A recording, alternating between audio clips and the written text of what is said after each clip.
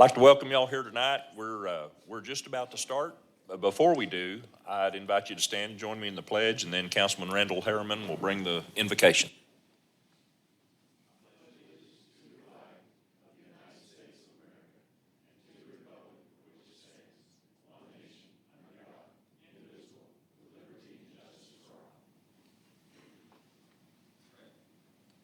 Heavenly Father, we thank you for this day. We thank you for all your blessings and all the blessings that you've given our city. Lord, please be with us tonight. Help us to be mindful of the decisions we make and help us to make these in a manner pleasing to you and for the good of all. In Christ's name, amen.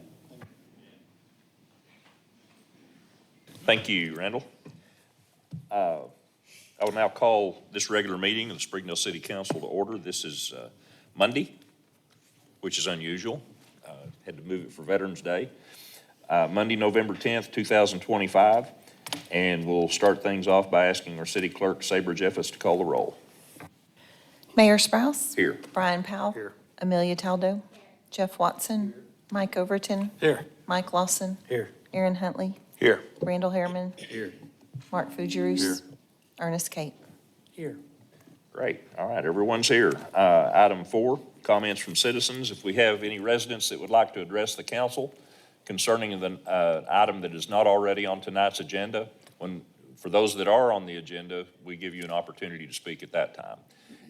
We just ask if you want to address the council, come up to the microphone, clearly state your name and address, and please keep your comments brief, realizing that we won't take action tonight on whatever you bring forward.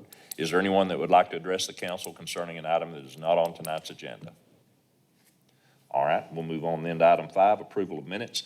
Council, you've had an opportunity to look those over. If there are no changes or additions, I'd entertain a motion to approve them as presented. Second. We have a motion and a second to approve the minutes. All those in favor, please say aye. Aye. All opposed, same sign. Thank you. Item 6, I'm going to turn over to our city attorney, Ernest Kate. Thank you, Mayor. Item 14 on the agenda is an ordinance to vacate a portion of a public street, Barker Lane, and the statute requires that a public hearing be held before action can be taken on the ordinance. The city clerk has published notice of the public hearing as required by the statute.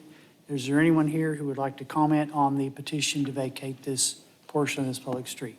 All right, we'll close the public hearing. We'll take this up as item number 14. All right, thank you, Ernest. Item 7, procedural motions. What's your pleasure, council? I'll move for both A and B. Second. Got a motion and a second for both A and B, 7A and B. Call for the vote.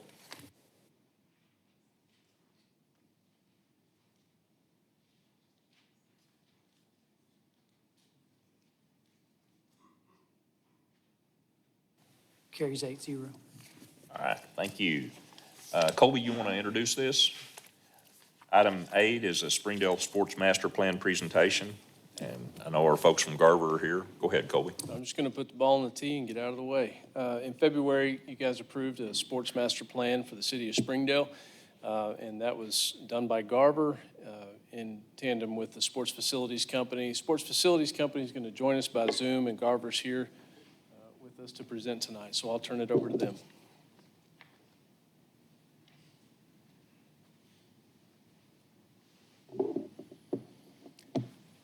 Mayor and Council, appreciate your time this evening. I'm Brent Thomas with Garver, helping lead the project throughout the last several months. Along with me is Zach Moore, who leads our transportation team locally. And joining us via Zoom are partners with Sports Facilities Companies. We have Kevin Shue and Ryan Ferguson as well. So what I want to do is start to talk about a little bit about the background. We really had 5 tasks that we started with dating back to February and March, as Colby said, looking at existing park facilities, programs and such, and then working through the spring with the city as well as sports facilities companies on the program and development of potential improvements. Tasks 3 and 4 really kind of dovetailed into each other. Sports facilities companies started a deep dive into the market as well as the feasibility study of the proposed improvements and what the community could support going forward. With that, task 4 involved us looking at conceptual design, which we'll show here briefly towards the end of the presentation, And then the final master plan document, which you will receive a copy of, that really lays out the recommendations, our process, the recommendations, as well as the numbers behind that and why the proposed improvements make sense. So again, we had a two-track process looking at not only facilities, but also the economic and market assessment. We wanted the improvements to be grounded in reality and something the community could support, as well as drive development, economic development in the community. And what the process showed, and I'll turn it over to SFC here in just a moment, what the process showed is that really you have a good core of facilities in Springdale. But there are some things that could, between improvements to those existing facilities as well as some new facilities, which really provide a boost to the programs you offer and attract others from the region to Springdale for those sports opportunities. So with that, I'm going to turn it over to Kevin and Ryan to discuss the pro forma and the market analysis portion. Yeah, thank you, Brent, and thank you, Mayor and City Council, for the opportunity here to present to you tonight. I am going to share my screen. We do have a presentation that calls out some of our work on the recommendation and financial side of the recommendations. Okay. So as Brent alluded to, our role on this was to assist Garver and work with the city in regards to sports and recreation facilities and the potential upgrades to those. And what we have here tonight is calling out two specific recommendations that will really impact the local sports and recreation facilities in a couple ways. One, for local residents and participants, but also the opportunity to drive sports tourism and drive some of those non-local visitors into your community. So we will be, I will not take up the entire time, I promise, but I will walk through this as efficiently as possible.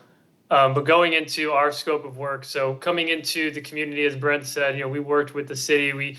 We came in town, meeting stakeholders, having planning sessions, touring facilities, and then looking at some of the market analysis and the metrics in developing that step 4, 5, and 6, which is the financial forecast, economic impact analysis, and then the overall feasibility of new sports tourism facilities. As part of the process, we do start out with the definitions of success, and we'll walk through that here in a minute, keeping that at the forefront as this project develops to make sure that we are reaching the metrics of success that are determined by the community, filtering that in with our market analysis, the data that comes out, and then filtering into the industry insights and strategy that we brought to the table. So calling out those definitions of success and keeping in mind specifically what they were, the goal was to create a community asset, enhancing the sense and place and quality of life for local residents, as well as visitors, creating top quality sports facilities within the community, developing a premier sports hub that is capable of driving sports tourism events, and then optimizing revenue generating opportunities through partnerships, sponsorships, and other opportunities in order to create long-term financial sustainability of the facilities. So as we went through our process in regards to upgrading existing facilities or where was the gap in the market that could create that differentiator, there's a couple factors that we know industry-wide that we would look at in terms of sports tourism venues. So 3 key metrics here: density of sports, so a facility that supports the sports, the denser sports. And what we mean by that is the number of participants that are coming in for that sport and also the number of spectators that are coming along with it, for simple reasons as driving more visitors into your community to increase the non-local visitation spending and the economic impact. The adaptability of the facilities, so creating facilities that can adapt to the ebbs and flows of the industry and also be utilized, limiting downtime and creating just the opportunity to have more and more events. And then financial drivers, so capturing that spending inside the venue for operational sustainability, but then also outside the facility to generate more of that economic impact that the community was looking for. So within our process, we go through a couple things in regards to the market analysis. And so as you see here, this is just an example of some of the analysis that we did. There are some key demographic categories there on the left, and then on the top, you'll see the drive times. Those are drive times, excuse me. And so up to 30 minutes is what we consider the local community, so demographics for the local population. And then up to 240 minutes is regional, and that's how we define what a sports tourism range is. And so for up to 4 hours is the average amount of time someone's going to drive from point A to point B for sports tourism purposes. And then we look at the demographic information and see if there's any red flags that jump out to us, and nothing but positives on this page in regards to the sports tourism market. Strong market capture all across the drive times, strong growth projection over the next 5 years. The median age for the community up through 4 hours is younger than the national average. The median household income is for locally outside of the 10-minute range is well above for when adjusted for cost of living. And then the spending on recreation lessons. This speaks to a community's willingness to support sports and recreation financially, and we see that well above the numbers that we're looking for in a strong market. So again, in my attempt to be efficient, I will go through these quickly. But participation rates. This page is simply put, the drive times there on the top. These are sports participants from toddlers on up to seniors within those various drive times. And this is a number that's actually derived from the International Sporting Goods Association, mixed in with our own SFC research. And simply put, it's it's the amount of money they're spending on the sport. So whether it's retail, equipment, programs, lessons, that's how these rank in that you're seeing on the page there. This alone is not a definitive factor, but it is mixed in with all the other market analysis that we do. So regional population, again, talking about the market capture and the ability to draw people within 4 hours. And so just some large population hubs that you are all aware of, driving in people from Springfield, Missouri, Fayetteville, Tulsa, Oklahoma City, up to the Kansas City area. So the opportunity there as far as market capture is concerned. When we're looking at facilities and we're looking at what a sports tourism facility is versus a local facility, and this is just within our industry, what has come up over the years in the growth of sports tourism, its overall inventory of fields, along with the ability to host fields or host events through any kind of climate, right? So turf fields are required for tourism. And then when you look at outdoor fields, it's a minimum of 12 fields for multi-purpose and diamonds. And then indoor courts is 8 and 16 to be considered a regional and national facility all in one location. When you're looking at small and sub-regional, so about out to 2 hours or so, and then your local facilities, or excuse me, your local population, the inventory required is a little less than obviously what a regional and national facility requires. And then lastly, the market research overview. So the assumption is not that we're going to capture 100% of that market or that population within 4 hours that participates in these sports.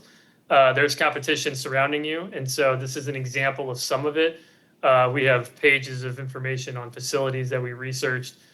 We grade those out, and then we see the percentage that you would compete with and you can bring into your facility when we make our projections.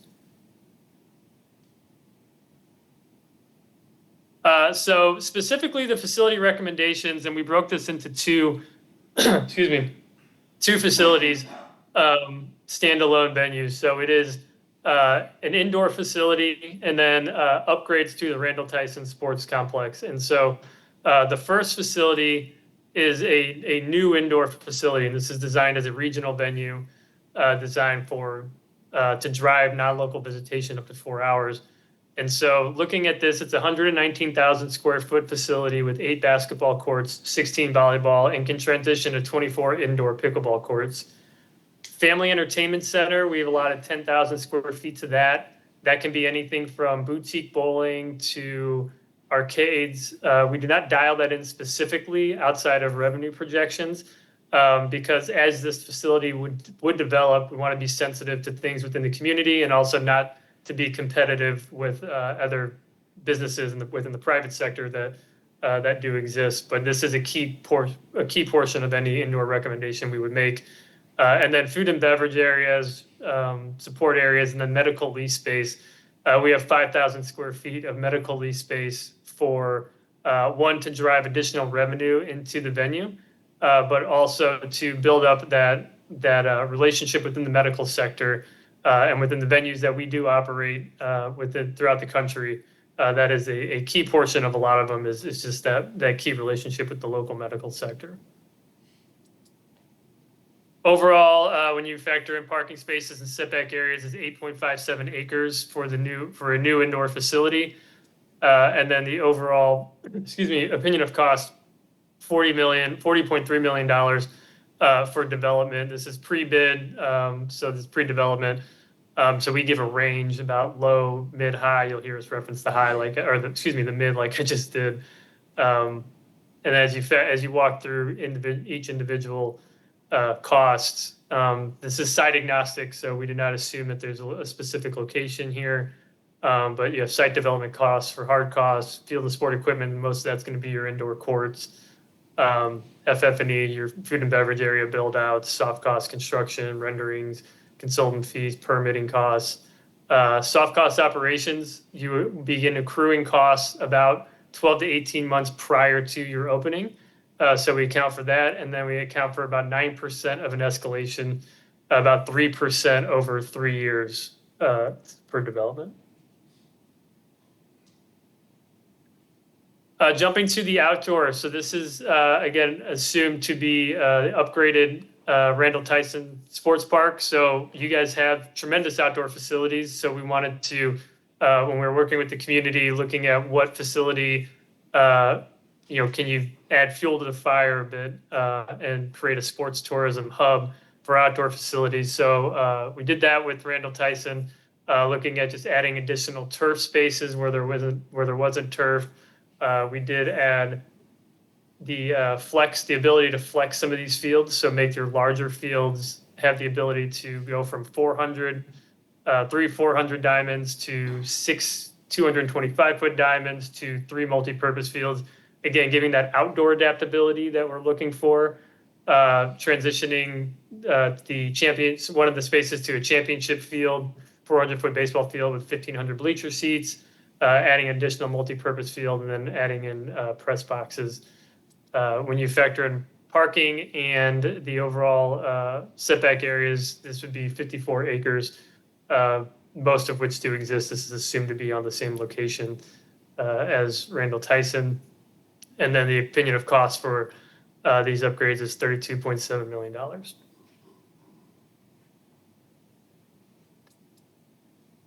Jumping to financial performance.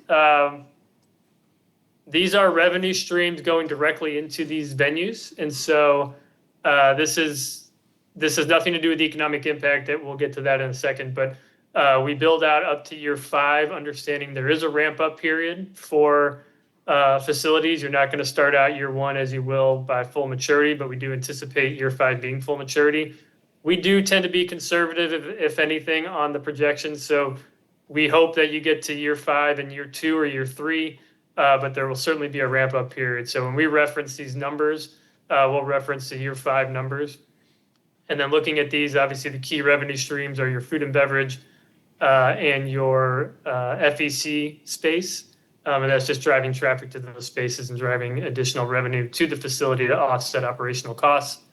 Total cost of goods sold, simply put, this the cost associated with generating that revenue. And then your total operating expenses, these are your overhead costs, your maintenance, labor, repair costs, and then your payroll and taxes and benefits.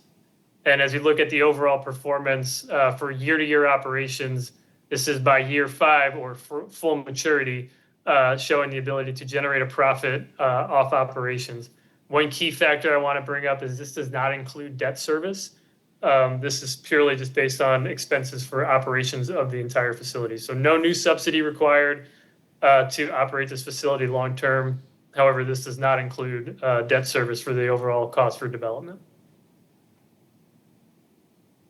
As we jump to the outdoor facility, the overall by full maturity, again, we do anticipate a need for a long-term subsidy to offset operations for the facility.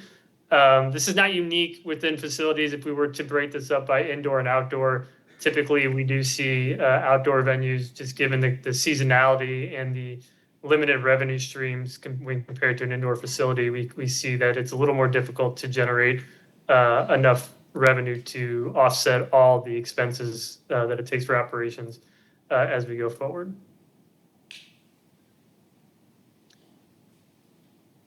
Economic impact, and I'm sorry, we'll pick up the pace here.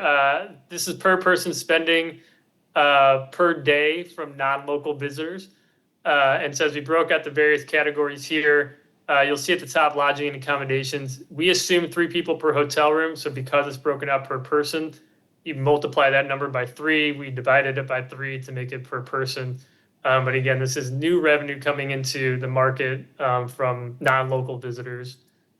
And then as you see for the indoor facility, a standalone without not assuming any activities from the outdoor venue, this is 109,000 non-local visitors, overnight visitors in market, 25,000, almost 26,000 new hotel room nights, and $16 million direct spending.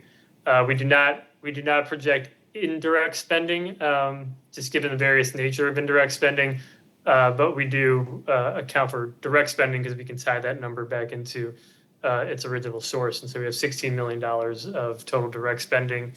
And then when you look at the outdoor facility, 202,000 non-local visitors overnight, 47,000 new room nights, and $29.6 million of direct spending of economic impact.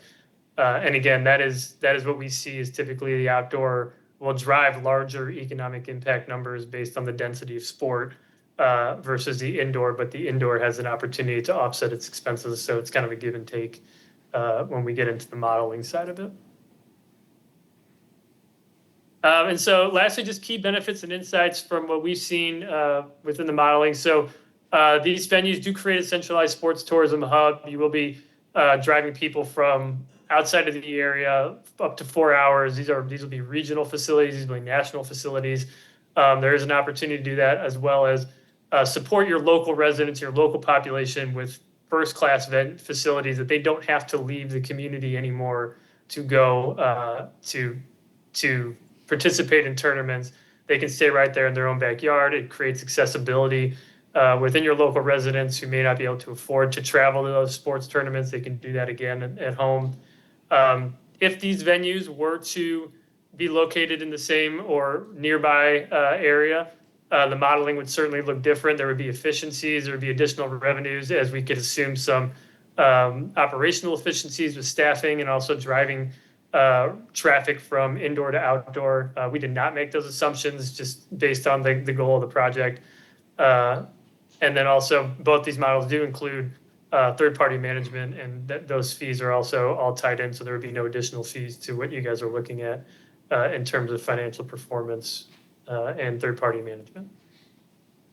So with that, I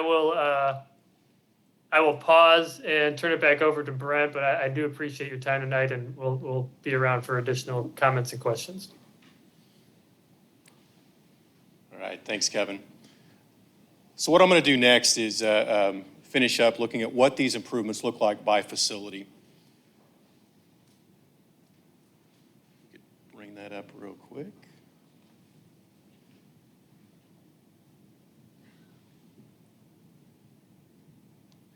Well, I'll start by saying we looked at all of your parks around the city and have broken it up by facilities where we don't have any recommendations for improvements, where they meet the current need of the community, or just some continued maintenance and upgrades as needed over time. So again, this summarizes all of the park facilities that we looked at around the city. And again, the ones that we have no recommendations for improvements at, that would be Hopper, Bowen, Luther George, Murphy Park and the Aquatic Center, Shaw Park, as well as Shiloh Square. Over at Mount Fitzgerald and Berry Park and Thunder Chicken, you provide a lot of trails currently for the community, which is fantastic. And really, that's part of the culture here in Northwest Arkansas. So based on national standards, you're well in excess of what a normal community provides. So as far as the trail network is concerned, we don't have any recommendations for additional in those parks. From a study standpoint, the rec center was looked at not as a sports tourism asset, but more of local use. So again, there are some things over time as far as general upgrades to the facility, as well as addressing parking concerns that currently impact operations there that we recommend addressing. So as I close, I'm going to bring it into some of the specific improvements, starting at CL and Willie George Park. This, again, would become a hub, continue to be a hub for youth sports in the area. And the improvements here that are recommended would focus on the playability of the fields, as well as adding tournament quality amenities to that facility. What this shows would include upgraded baseball fields up in the northwest corner of the site to artificial turf. Soccer fields, again, would be upgraded to turf, as well as the championship field. Expanded parking to the east. Reworked dog park in the northeast corner of the site. As well as a perimeter fence around your playing fields to help control access for tournaments, the ability to control access, charge entry fees, things of that nature at George Park. JB Hunt would have moderate upgrades, and that would really, again, go to the playability of the fields. So for inclement weather, things like that, recommendation would be to convert those to artificial turf. Again, in a tournament situation, you don't succumb to wet weather, things of that nature. Tyson Recreation Complex, as Kevin said, and as you all are aware, really is a fantastic facility and a tremendous asset to the community. So the recommendations here are to further enhance that facility for the community, as well as what needs to be done to attract that outside sports tourism aspect to the facility. What this shows is the ultimate master plan of how this site can be improved. This involves shuffling some of the parking on the east side of the park, adding some additional facilities, and we'll kind of do a walk around the site here in just a moment. Adding some additional pickleball and tennis for whether tournaments or community play. Upgrading some of the field surfaces. Again, we want to focus on playability, the ability to, if you're having tournaments or even just games on the weekends, the ability to continue to play out there without having impact from the weather. The other thing from a tournament standpoint on the south side, and again, we'll look at this here in a moment, is a food hall concept. The ability to have food trucks or other vendors come in for those large-scale tournaments. That shifts that liability for the food and beverage to outside providers in those instances. So we're going to kind of walk counterclockwise around the park. So again, this is up in the northeast corner. This area of the site would involve shuffling some of that parking and consolidating it on the east edge of the park, upgrading the fields as shown to provide additional opportunities for soccer. One thing I will point out on the baseball fields, you see kind of the bottom center and bottom left. We would recommend some additional field markings to make, if you upgrade to artificial turf, providing some additional markings so those could be used for soccer outside of baseball season. So again, for large tournament situations, things like that, that increases that capacity outside of those, baseball season. North central and northwest corner, again, that would include, as we said, upgrading those fields to artificial turf, providing that perimeter fencing, again, to provide opportunity to control access on the weekends for tournaments and things of that nature. Southeast side of the site, again, we're just north of the school. We have, again, the pickleball complex as well as additional tennis courts, provide that opportunity for not only, again, community play, but tournament. Bottom central portion of the field, the championship field, One of the things that we talked about was the ability, if you're coming into town for a tournament, whether it's, whether you live here, or whether you're coming in from elsewhere, the idea is that you want to play on the championship field. That's the goal. And so we want that to really be a special place. So that would be dedicated use for baseball with some additional amenities around that to really make it a crown jewel of the complex. Kind of bouncing around a little bit back to the west side of the site. Again, wouldn't do anything to touch the Miracle League fields, but again, upgrade the other existing fields that are there, as well as expanding parking and a dog park to the southwest, provide some additional community amenities. Now, as Kevin spoke, another recommendation is a new indoor facility. So generally speaking, this site would be ideally 20 to 25 acres. And as Kevin said, the building program, that would include 8 basketball courts, 24 pickleball courts, which would be played on that existing basketball court surface, 16 volleyball courts, that family entertainment center, food and beverage, as well as other team and officials' rooms and administrative support spaces. Would also potentially include that meeting space, that sports training and medical that Kevin mentioned earlier. So this is a site plan of what that facility could look like. Again, we're looking at a 25 to 35 acre site. That building footprint right there would include the courts, basically full build out of all the indoor courts, the support services, as well as a potential maybe indoor soccer facility, things like that. But again, we want to create a destination, and the idea would be that you have some opportunity in front of that building for other activities, community events, things like that, and then the parking that would go along with that. And again, just hypothetical images of what that facility could look like. Again, we want it to be something that is really kind of a jewel for the community, but also something that will attract folks to the community for events that are here. And with that, I will draw to a close, and we'll open it up for questions. Thank you for your time. I have a question on, help me understand page 53 and 54. The economic impact, it says economic impact, new indoor and existing outdoor.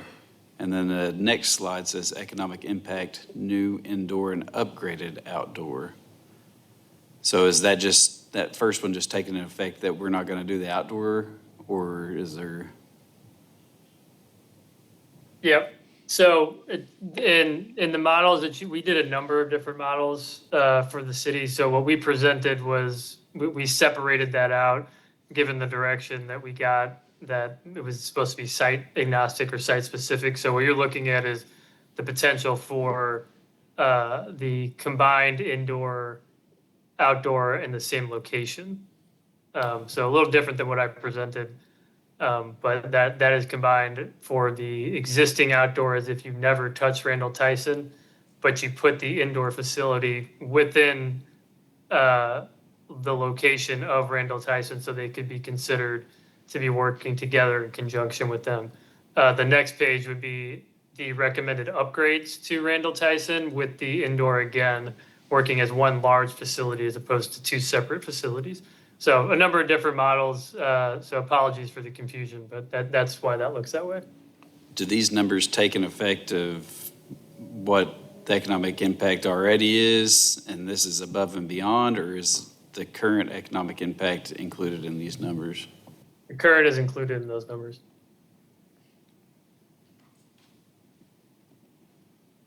Can you also talk about how you got to the calculations here? Because it doesn't really say as far as what the actual demand for this is. Obviously, you have population numbers, et cetera, but it doesn't say how you got to the demand for this. Yep. Yeah. So within our system, we look at, for one, and I know we briefly talked about it, but the overall market capture, so the population. So we look at the overall population range within those times, and then we look at the core participants, and then we have a laundry list of events that we do. So we research the existing events that are going on and the number of people. So we know how many people are participating within that market.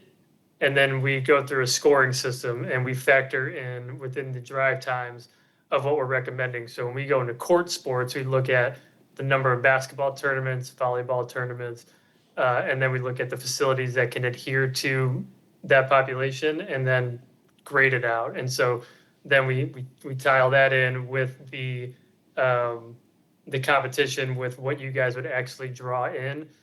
So it'd be the percentage of however much of that core participant you would drive in to your facility. So we do account for one, the number of participants that we have based on the research that we've done within your market. And then we also factor in the existing facilities and we assign a score to that. And that takes away a percentage of the population that's coming into that. That's one piece of it. The pricing and how we got narrowed into the financial metrics is through our pricing research. And so we look at what the market is charging for the various activities that we're projecting would happen within these facilities.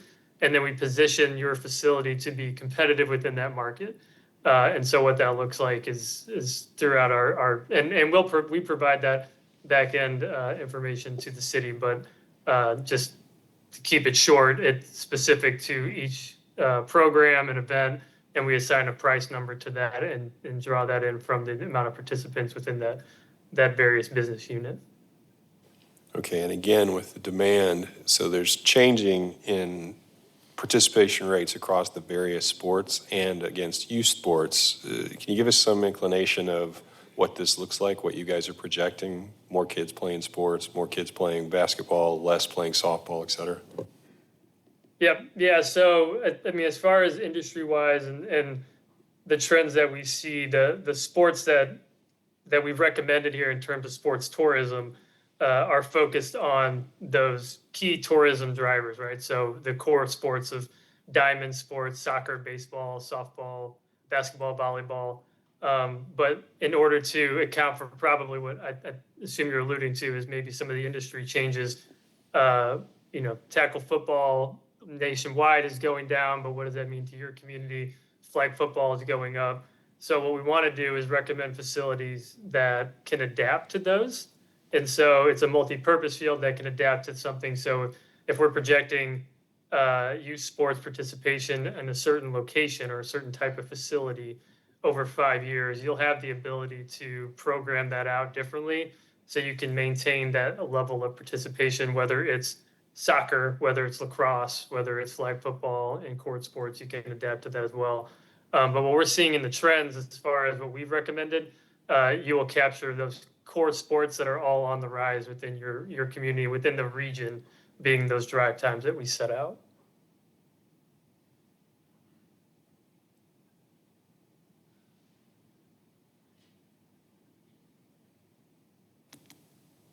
Any other questions?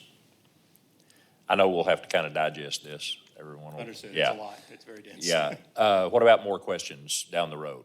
Just get those to you and, Absolutely. Okay. Yes. Yeah. We'll get those answered for you. okay. All right. Colby, you have anything to add? The only thing I would add is to Randall's question. We asked them to be specific on what it would look like if we just did the indoor and just left everything as is, because these are going to have large price tags to them. So if we weren't able to do everything, can you still give us a forecast on economic impact if we just did the indoor? So that's why you have the two different models in there. So. You can get this to me later, but do you know what the current economic impact is? Just the way it sits right now? I'm trying to get the number to divide the cost out to see how long it takes to pay it back. I'm a banker. Understood. Kevin, do you have the ability, as far as, do we have the breakout of the current economic development, or I'm sorry, economic impact of the facilities? Do you have that handy? Apologies, no, we don't have that broken up, but we can certainly look into it. We'll get that. Okay. All right. Those other Great. questions. Thank you, Kevin. Okay. Anyone else? Guys, we appreciate it. We'll, thank you for your time, for all the work and then, of course, for your time tonight too. And we will, we'll be in touch. Sounds good. We'll have probably some more questions, I'm Absolutely, sure. send them our way. Okay. Right, appreciate it. Thank Thanks for you your all. time, everybody.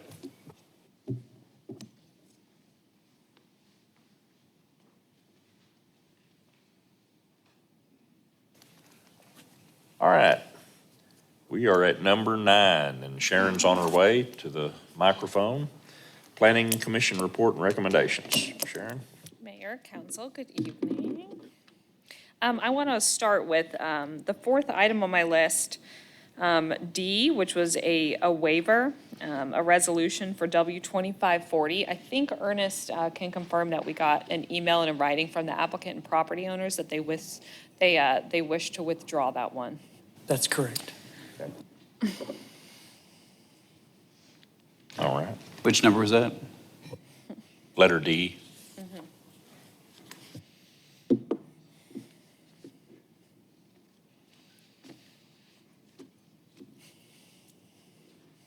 Does that need a vote, or can it just be withdrawn? I don't think so. All right. And the first item that we have to talk about, this is an ordinance amendment regarding Act 313 for ADUs being allowed statewide for single-family lots. And this amendment was discussed at the November 3rd Council Committee meeting, and then the following day at the November 4th Planning Commission, where it received unanimous recommendation for approval and no public comment. The title of this reads, "An Ordinance Amending Chapter 130 of the Code of Ordinances of the City of Springdale, Arkansas, to comply with the provisions of Act 313 of 2025."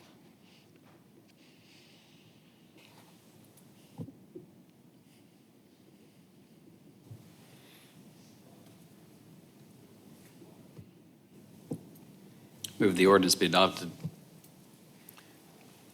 We have a motion to approve. And this comes from the state, right? This is coming from the state down, and we have no say. We can't put anything in place for parking or anything like that, even though that is severely lacking in this and greatly affects our downtown. You're correct. Okay, thank you. Yep. So if Okay. it's being dictated to us, why do we even have to vote on it? Because, correct, otherwise our current ordinance would not have been in compliance with the change to the law. This incorporates the change to the law into our zoning ordinance verbatim in many respects. Second. Okay, there's a second. Other comments or questions? Anyone in the audience? All right, I'll call for the vote.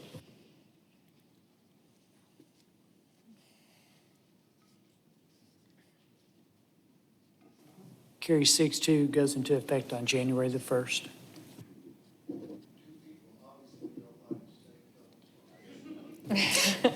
There may be more than that, but 2 people decided to show that in their vote. I move we secede. Hey, get in line. Get this one in line with some others. So, anyway, Sharon. All right, the second item that we have, this is a replat, and actually relates to item 6 that was voted on and approved tonight to vacate that right-of-way on Barker Lane. So this replat, this project in general, we have 2 goals with this replat tonight, and it was to address the right-of-way and then reshape the lots. So earlier tonight, voted to vacate Barker Lane that runs north and south. But we wanted to schedule both on the same night so that we can turn around at the same meeting and Sharon? rededicate. Oh, yes. It's actually item 14. We had the public hearing on the vacation, but we haven't actually voted on it yet. Oh, I'm so sorry. Anyway, I Okay. think they understand where you're coming from. All right, an item that will be voted on hopefully later tonight, to vacate Barker Lane. So this plat intends to rededicate the right-of-way about 100 feet to the west, and then reshape the lots. They're gonna start and end with 5. This is probably a better layout. And there's a couple different organizations that are help funding this, and some FEMA wetlands, so they had to be kind of creative with the way that they carved out the lots. And the title of this reads, "An Ordinance Accepting the Replat, RP 25-08 of the Tom Correll subdivision, lots 9, 10A, 10B, 11, and 12 to the city of Springdale, Arkansas, and declaring an emergency." I'll make a motion that the ordinance pass. Second. Okay, we have a motion and a second to approve the ordinance. Other comments or questions? Anyone in the audience? All right, call for the vote.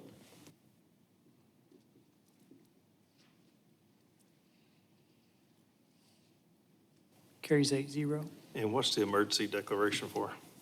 They have a large-scale pending, so it is subject to this replat. Move emergency clause be adopted. Second. Motion and a second. On the emergency clause, call for the vote.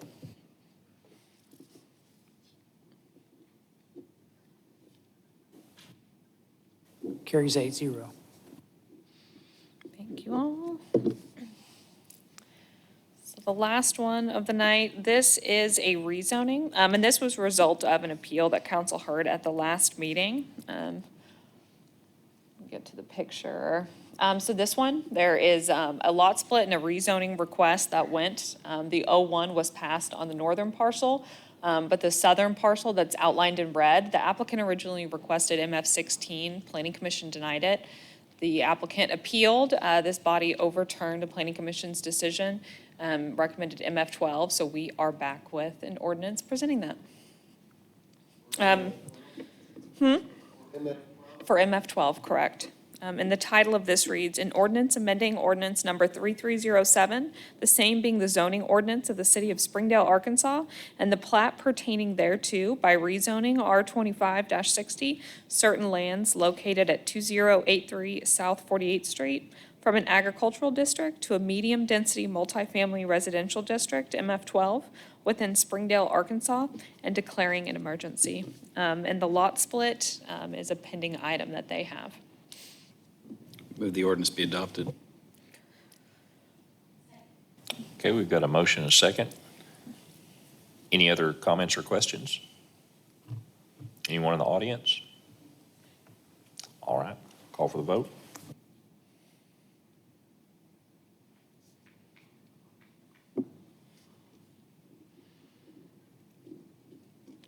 Carries 8-0. Move the emergency clause be adopted. All right. Call for the vote on the emergency clause.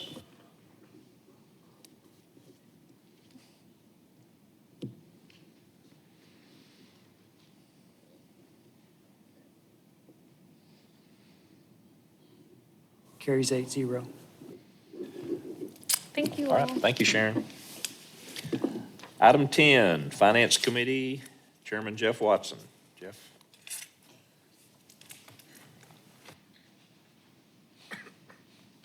Thank you. Our city engineer has approached the podium, and I'll ask him to address several of these.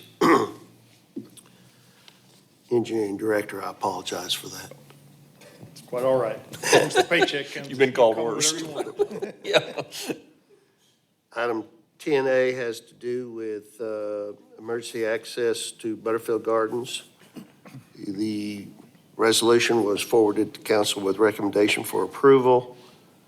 Cost of $25,681. Ben will address that. The title of this resolution is a resolution to partner with a developer to provide an emergency access to Butterfield Gardens from Ford Avenue.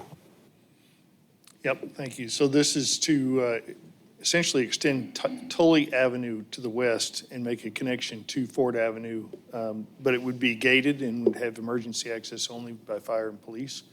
The estimate of $25,681 is what the developer is going to incur to build our portion of that access. This is from his parking lot to existing Tully Avenue, including the crossing of Dean's Trail.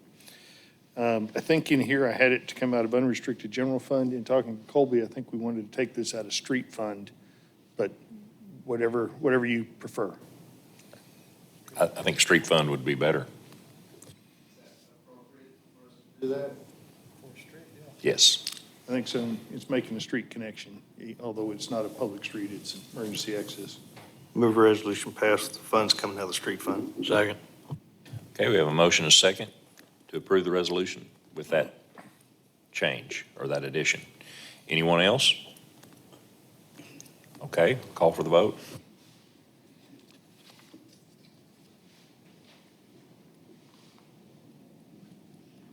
Carries 7-1. Item 10B is a resolution dealing with relocation of a utility. The title of this resolution is a resolution authorizing the execution of a relocation agreement with Ozarks Electric Cooperative and Ozarks Go for Jean George Boulevard North, project number 23BPS4. This resolution was also forwarded to council with recommendation for approval to be paid out of the 2023 street bond. Yeah, so this is just to get the Ozark Electric and Ozark Go out of the way so we can build Jean George North from Elm Springs Road to County Line Road, and for a dollar amount of $548,260. Move resolution pass. Second. A motion second to approve. Other comments or questions? Anyone? Call for the vote.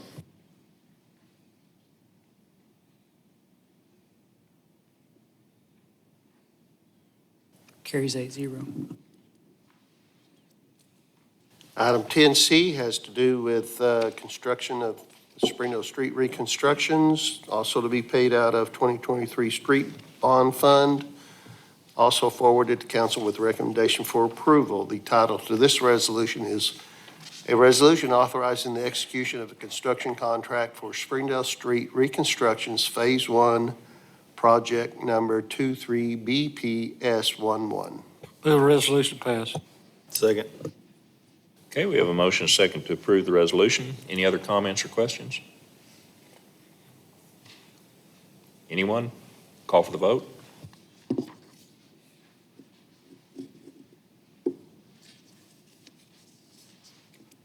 Carries 8-0.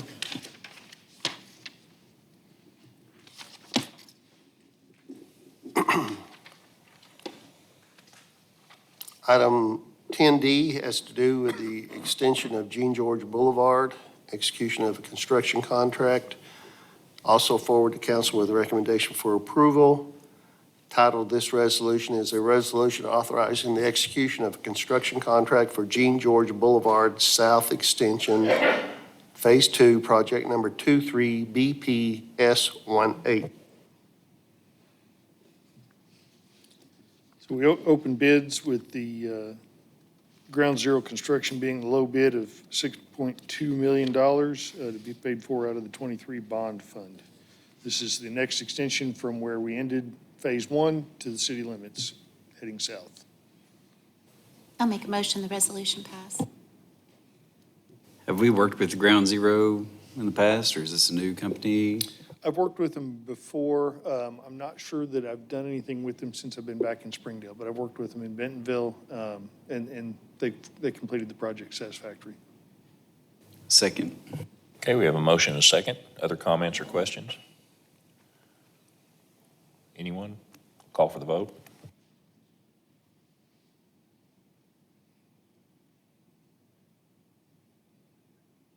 Carries 8-0. Okay.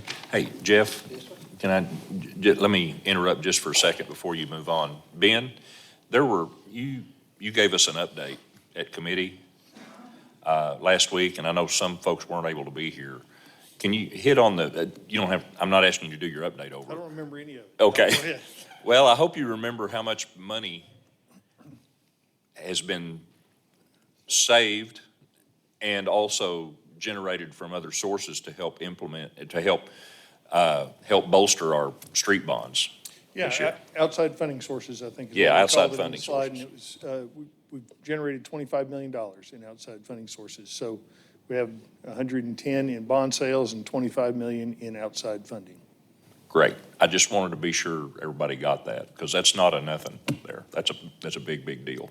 And just stretches those street bond dollars that much further. So kudos to you and your staff and others who've played into that. Thank you. Thanks. Okay, Jeff. The final resolution comes from the Shiloh Museum of Ozark History, and I have two people approaching the podium to discuss this.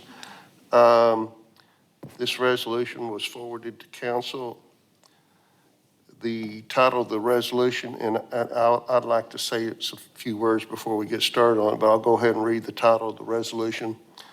A resolution entering into a construction management contract for renovations to Shiloh Museum of Ozark History. So this resolution was before the committee for the purpose of approving a construction manager for a project for the museum, for renovations to the museum.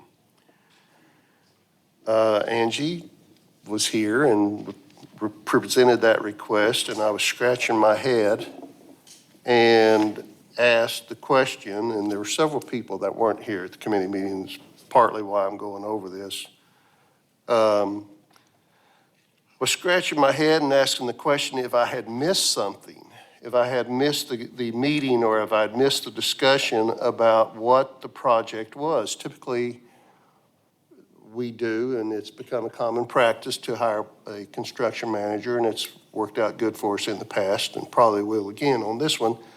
But typically, we have had discussions about the project before we get into discussions about hiring a project manager. And that was the part I couldn't remember having discussed, was what project are we talking about? Well, come to find out, we had not talked about it. And I'm not blaming you, Angie. I mean, I know that this was kind of, something was left off the agenda for the committee meeting. It was kind of taken out of order, is basically what I'm saying.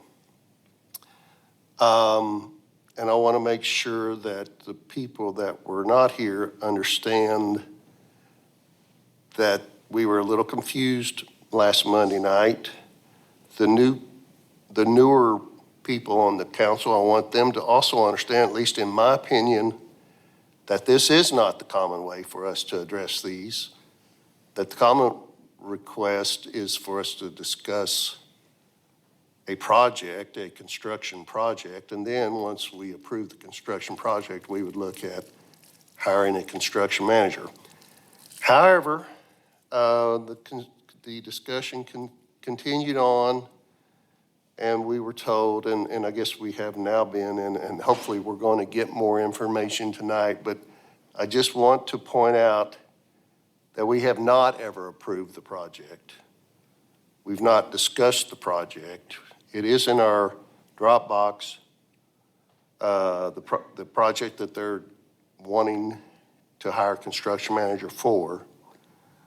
So I guess that is going to be part of the discussion tonight, in addition to just the discussion on this resolution for the hiring of a project manager. So if I said anything out of order, please correct me, but I think that's pretty much how we got here. You're right. We do usually discuss these. I don't know that there's an official approval process before we bring you a contract. But we do discuss it and get a general sense that y'all are ready for us to bring something forward. And we skipped that this time. It wasn't a conscious thing, but at least on my part, and I'm sure on Colby's part. Angie just comes when we tell her to. So it's certainly not her fault. What Mr. Watson is saying, what's presented to us is the amount of money we're going to spend on a project before we figure out who's going to be managing it for us. Except with a construction manager, you have to hire the construction manager to get that number. Well, we usually have an idea up front of the kind of numbers. Yeah, construction manager pulls the bids together to let us know what the final is, but we have an idea up front of what the overall project's going to cost.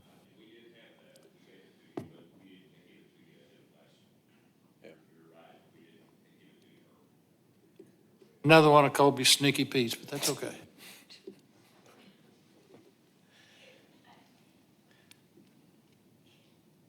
You want me to take it from here? All right. Yeah, as a result of our conversations last Monday, on Tuesday, we went ahead and updated your Dropbox there next to your agenda, and it gives more detail of the scope of the project. And so Angie's going to talk about that in more detail tonight. And then the resolution that we have for you is to approve a construction management contract with CDI if you do want to move forward with the project. And to hire them as construction managers, there's a fee of $5,000. And then out of that contract, they will come back to us with a guaranteed maximum price contract. So this is the first of 2 steps. So we'll have Angie go into more detail about the scope of the project.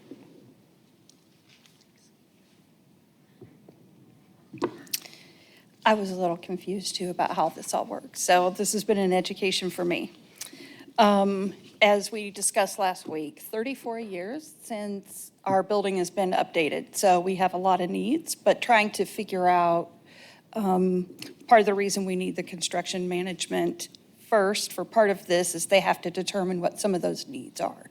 Like I can tell the tile in the bathroom is bad, but I don't know if the bathroom itself, if the plumbing is okay, that kind of thing. So we are looking at things that matter for safety, like our pathways, our trails, our entrance doors, and also haven't been replaced for 34 years.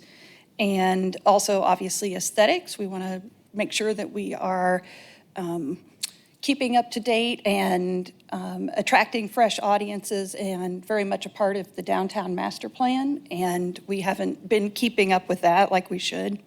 And we want to meet the needs of what is obviously a growing city. It's also important to take care of our buildings. This is city property, and we need to make sure that we are doing the best job we can with that. So we have, since 2017, spent $799,000 on our historic buildings, on renovations, maintenance, that kind of thing.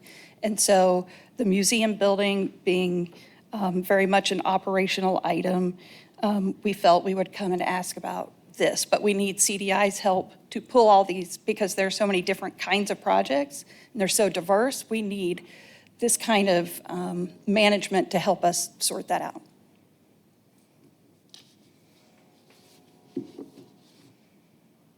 We're anticipating it will probably be between $750,000 and $800,000. That's a guess. Gary Clements, you're all familiar with him as an architect. He actually drew the plans for some of this in 2022. So we've been trying to, but he didn't ask to be paid until this project comes to fruition. So we've actually been working on this and pulling things together, and other things have been going on around the city. So we were kind of hanging back, waiting for our turn. Angie, you did reassure us that there was no work needed on the roof. Correct, Mr. Overton.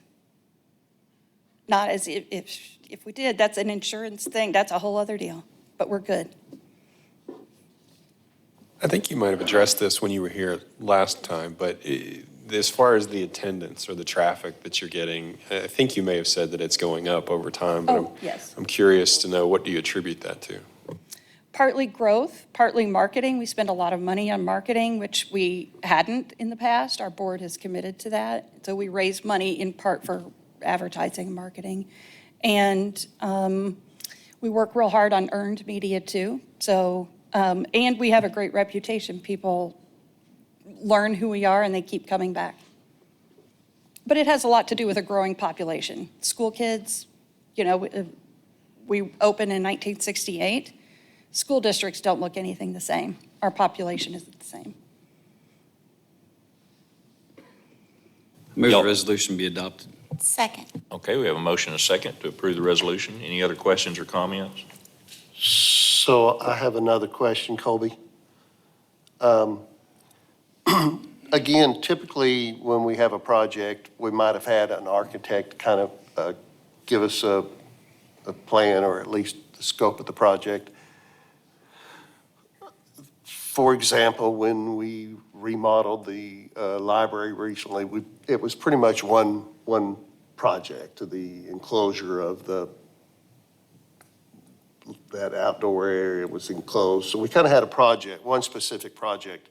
This project, it sounds to me like, Angie, is several different things, and we don't even know what it is yet, or at least some of it. You know the general direction, but for example, the bathroom, you said you're not sure exactly what all is going to be needed there, and other things. I think that the hope is, it sounds to me like, that the project manager is going to make recommendations on what the scope of the project is? Is that what I'm hearing? The scope has been defined by the architect.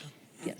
So they've already defined the scope of it, and those are included in this presentation here as well. This is really not much different, Jeff, except that we talked a lot more about Bealey Johnson. But being the renovation of an older building as opposed to a new addition, basically, at the library. So we don't have renderings, we don't have, it's more just a list of things and approximate costs that we think it'll be. Especially with the library, that was a new construction.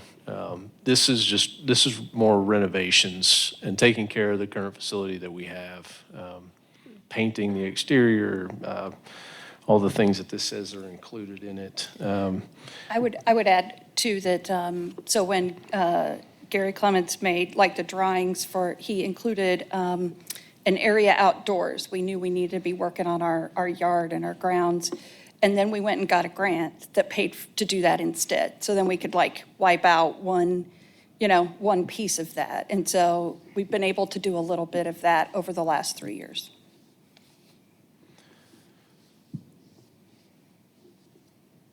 Other comments or questions? We do have a motion and a second. Anyone in the room? Okay, call for the vote.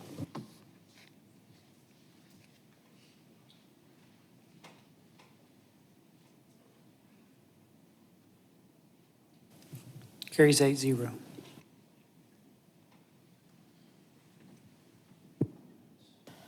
Let's see. Okay, that takes us to item 11, Ordinance Committee, Chairman Mike Lawson. Thank you, Mayor. We had a couple items before us last week, and both of them were recommended for approval. The first one is going to address a reverse bid process that's allowed now by the state. I'll certainly let Colby address that. He'll explain it, I'm sure, better than I will. I'll go ahead and read it first. An ordinance amending Chapter 2, Article 5, Division 2 of the Code of Ordinance of the City of Springdale, Arkansas, declaring an emergency. Well, kind of as we discussed earlier tonight, this is one of those areas where we can adopt some things that the state allows us to. This isn't one of those with, like we saw with the zoning and all that information. This is about procurement, and the state allows for what they call reverse auctions. We have different guidelines on how to procure things. Anything up to $5,000 the mayor can sign off of. Anything between $5,000 and $42,000, we have to take quotes and get council approval. Anything above that, we have to get bids. There are some abilities to waive bidding, which we use every now and then. We've never adopted this as an option, although the state allows for it, and we think this would help us in getting better prices in some of our projects. This can't be done on new construction. This is going to be procuring of certain items. Kobe, won't you explain the reverse bidding for the folks that are listening? So reverse auction is essentially similar to bidding process. What we're doing is we're putting out a bid request for something. It could be for services or it could be for certain items. We'll talk about turf since we've done that one before. We could put out a project for turfing all of these fields, and we do a reverse auction process where we notify all the bidders. You have a list of all the things that are required of it. We notify all the bidders. This is done online, and it's done in real-time dynamic pricing, so they can go in there and adjust their prices. There's going to be a list of things that contribute to a total price, and they can go in and adjust those things, and it will notify them if they have the best price. And so it just gives us an extra tool. With a sealed bid, you're just walking in with an envelope, and essentially you're getting their bid, and that's it. There's no ability to amend it at all. Move the ordinance be adopted. Okay, we have a motion and a second to adopt the ordinance. Other questions or comments? Anyone? Call for the vote.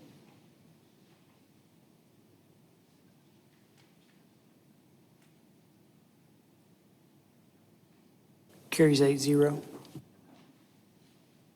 Orders clause be adopted. Second. Have a second. Second. Okay, there we go. Call for the vote on the emergency clause.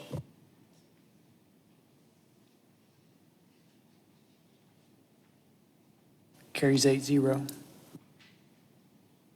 All right, our second item that was before us is basically just a technical correction, I think by state statute related to finance, wasn't it, Ernest? It is. I'll go ahead and read it if you want me to, and if you want to allude to it. An ordinance amending Chapter 2 to the Code of Ordinance of the City of Springdale, Arkansas, to make technical corrections pursuant to Act 419 of 2025. And declaring an emergency.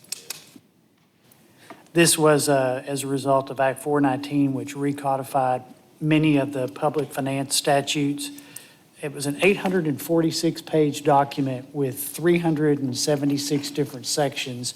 And buried in the middle of all that was a reference where they changed all the references to the professional services statute, 1911-801, changed it to 1965-101.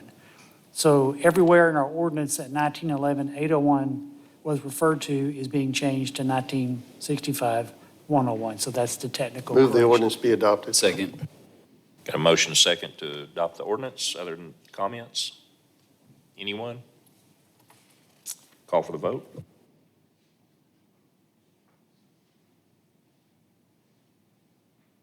Carries 8-0. Emergency clause will be adopted. Second.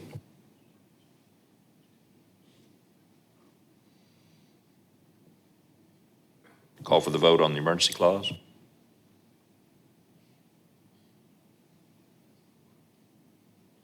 Carries 8-0.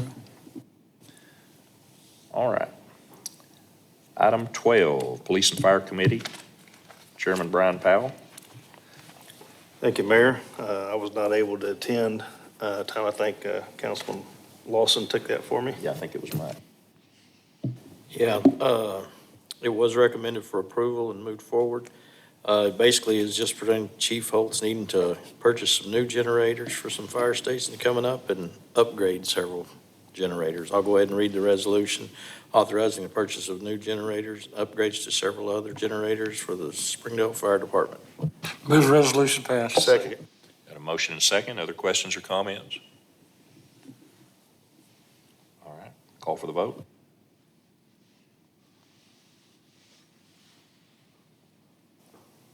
Carries 8-0. Thank you. Thanks, Chief. Item 13, Committee of the Whole. Did you take that too, Mike? I think I did. And he did a job, too. Jeff lets me know when I don't, if I do anything out of line. All right, our first item, let's see, all items were forward with recommendation for approval. The very first item is a resolution approving a taxi cab operator permit for NWA Rights for Less LLC pursuant to Chapter 122 of the Code of Ordinance, City of Springdale. I know we had plenty of discussion, and I'm sure they'll have more tonight. We'll just leave it at that and see where we want to start. To start discussion, I move resolution passed. Second. Okay, we have a motion and a second to approve the resolution. Other questions or comments? And we have, are they I'll let you. timed comment? Are they timed? We can if you want to. I would like to do a timed. With my great technology skills. Let me set While you're pulling up your clock, we discussed this at committee, well, a couple of you weren't here, but given the calendar, we're near the end of the year. If this resolution is passed, the request would be that it be good until the end of 2026, because normally a taxi cab operator has to renew their permit on an annual basis, and they have to start that process before November 1st. In other words, this gentleman, if he got the permit, he'd have to turn right around and get it renewed for next year. So the ask would be that if it's approved, that it be through the end of 26. On this timing, do we need to, any acquisition? Okay, and then I'm going to say 3 minutes. Is that all right? I agree with that. Thank you. Okay. All right. So anybody from the public who would like to speak, please come up and state your name and address, and we'll time you at 3 minutes.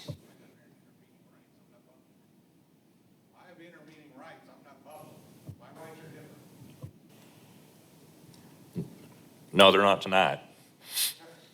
You got 3 minutes. Good evening, Stuart Larrabee.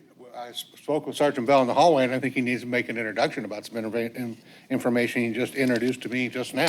If he Can he- needs to do that, he can do that. Can But, we but please you have him came go up first. Huh? You came up first. He was not, we asked for staff and then public. Okay. All right.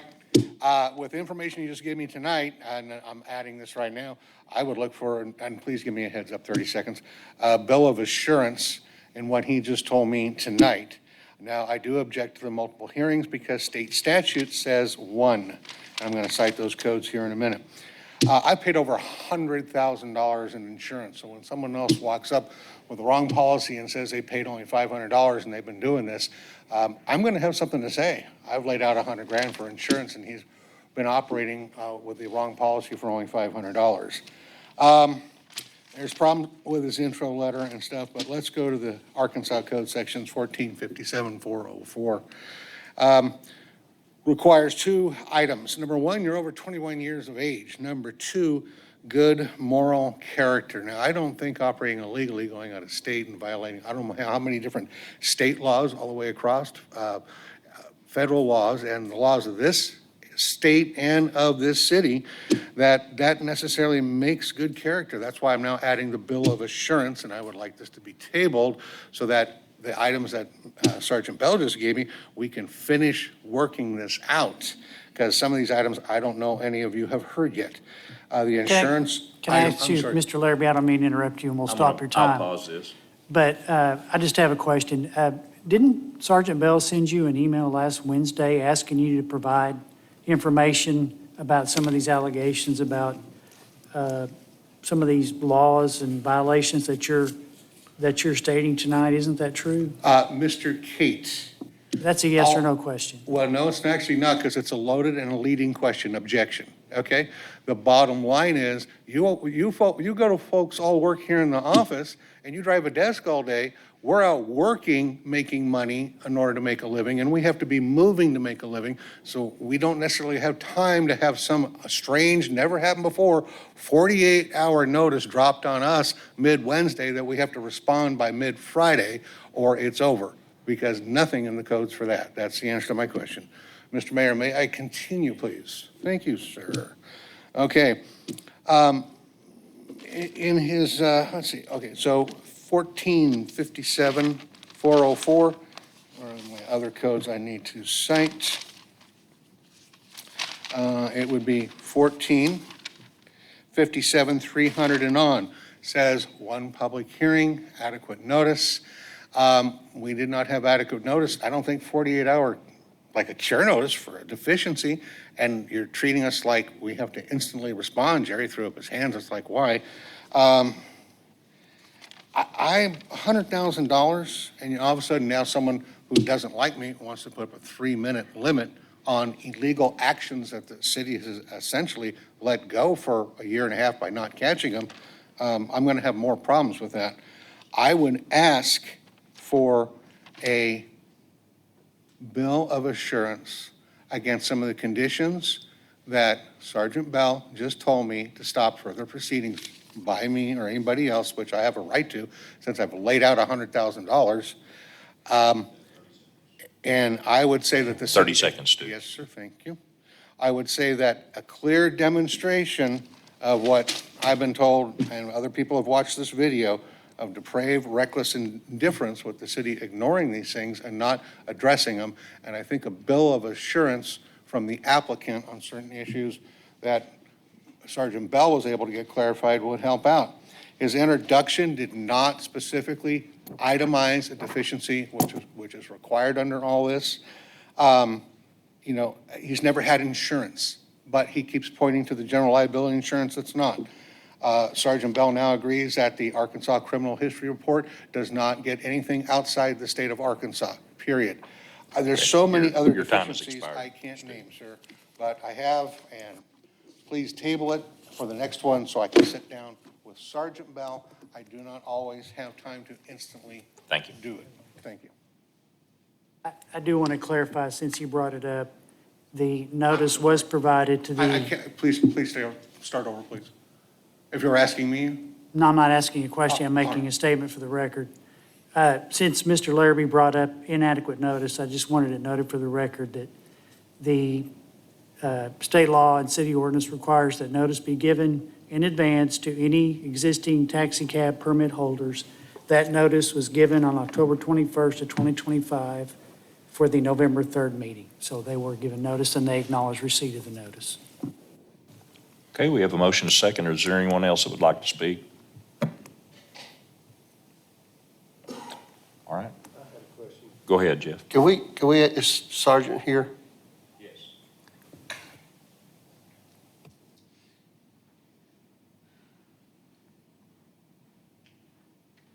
Hey, Sergeant Bell, thank you for being here tonight. Yes, sir.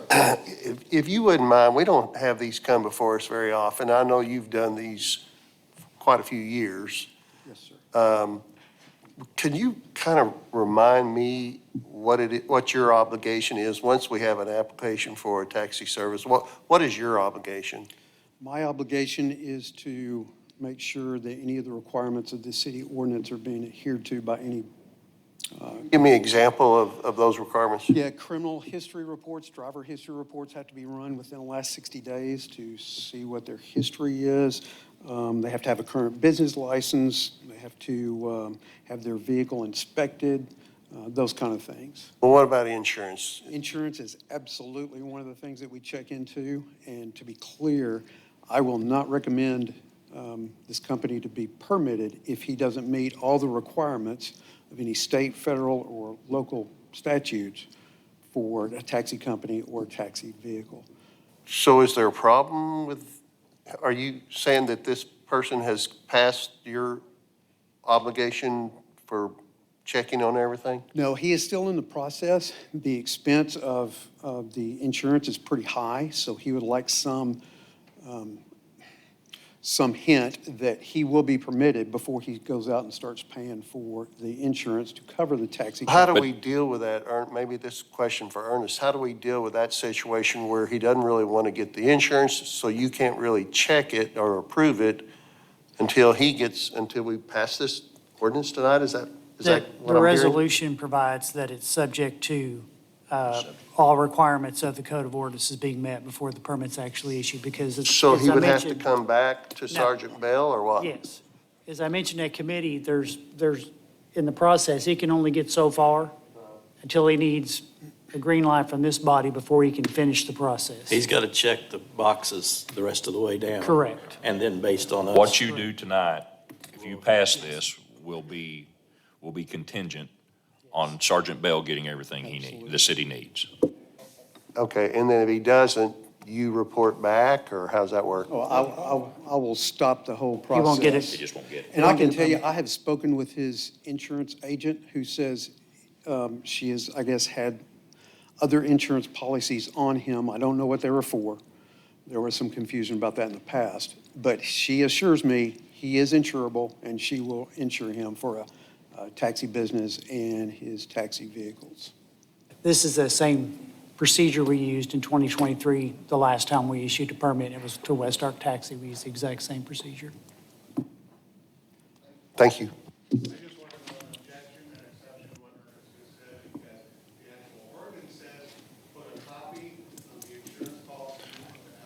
Thank you, Sergeant. Okay. I'm going to call for the vote.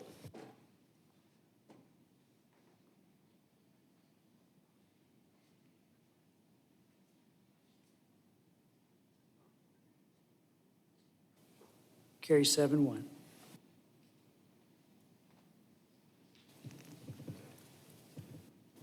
All right, the next resolution, I think we took those together, didn't we, Ernest? I'll go ahead and read them both and then read them both and then take them together, okay. Item B was recommended for approval, a resolution adopting the name Fitzgerald Trail for the trail segment between East Huntsville Avenue and Tolson Loop. The second one is a resolution adopting the name of the Pride of Springdale Trail for the bike route between West Maple Avenue and Ireland Street. Move the resolutions passed. Second. Okay, we have a motion and a second to approve both resolutions. Any other comment or questions? Call for the vote.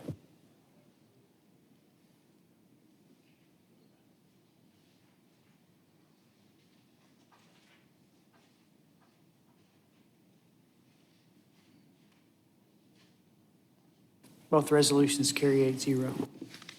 All right, thank you. Item 14.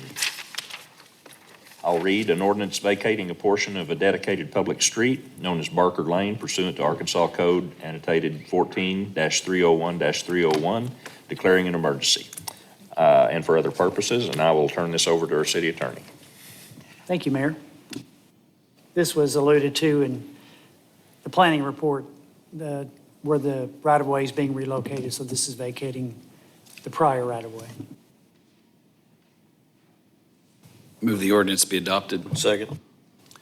We do have a motion and a second to approve the ordinance. Any other questions or comments? Sorry. That's all right. So I guess this is a question for Ernest or you, Mayor. On public street, vacating a portion of a public street, who does that actually come from? And when it comes before us, do we know, is it being recommended by your office, or is it being recommended by the planning commission? Or how do we know if vacating a portion of a public street is a good thing or not? Depends. Yeah. Depends on where it's at, depends on what the surrounding circumstances may be. Planning has weighed in on it. I'm sure engineering has as well. So if it gets to you. I guess the term vetted means Right. kind of gone Right. over. It's been But it's- gone over by, and Yeah. and if there were objections or problems with it, It wouldn't make someone it this far. someone would be letting us know that. Right. And but to your first question about where it comes from, I think that can depend on a couple of things. It could be a property owner, it could be us. It could be curing a problem that was created 30 years ago, which kind of is the next item, by the way. In the past, we've vacated portions of streets like Kansas Street for the Springdale School District, and we've vacated portions of Price Street for the Methodist Church. Yeah, City Hall. And City Hall. Okay, thanks.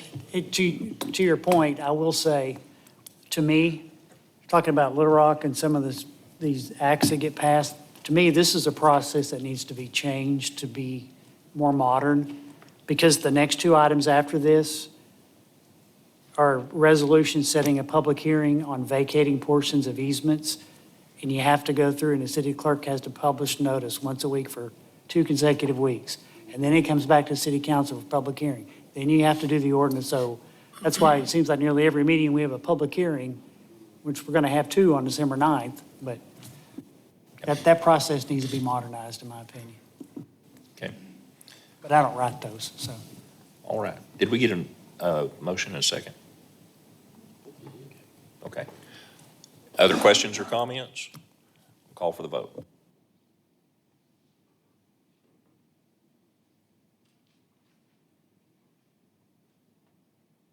Carries 8-0. Move the emergency clause be adopted. Call for the vote on the emergency clause. It's not an emergency, it's an emergency clause.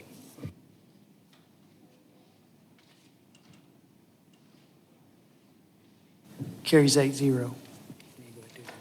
All right, I'm going to turn the next 2 over to our city attorney, Ernest. Thank you. Item 15 is a resolution setting a hearing date on a petition to abandon a portion of a utility easement in the city of Springdale, Washington County, Arkansas.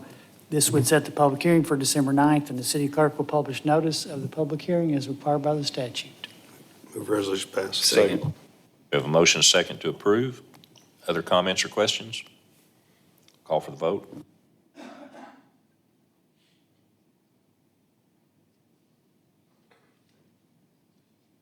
Carries 8-0. And I will say the reason for this one is curing a problem that was created 40 years ago, 50 years ago. The last item is a resolution setting a hearing date to petition on a petition to abandon a portion of 2 utility easements in the city of Springdale, Washington County, Arkansas, also for the December 9th city council meeting. And then the city clerk will publish notices required by statute. Second. We have a motion and a second to approve. Any other questions? Anyone in the room? Call for the vote.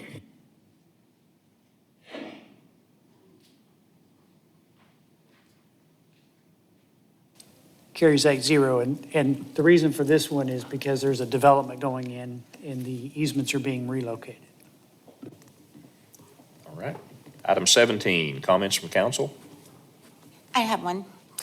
I just, in fact, while we were sitting here, received a message that at the intersection of Cardinal and Oriole, there's apparently standing water and has been since August at that intersection.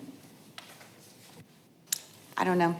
But they're saying that they're concerned because with the cold weather that it is freezing over. They're afraid there's a lot of children cross to get to school in the bus stop at that intersection.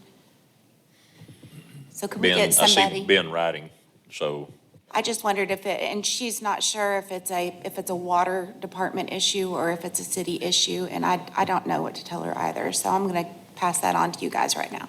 well, if it's truly been wet since August, it's not rain. This is a teacher from Parson Hills, so Okay. she's. All right, thank you, Amelia. Anybody else? Department heads, anybody? City attorney? No, sir. I'm good. So moved. We're adjourned. Thank you all.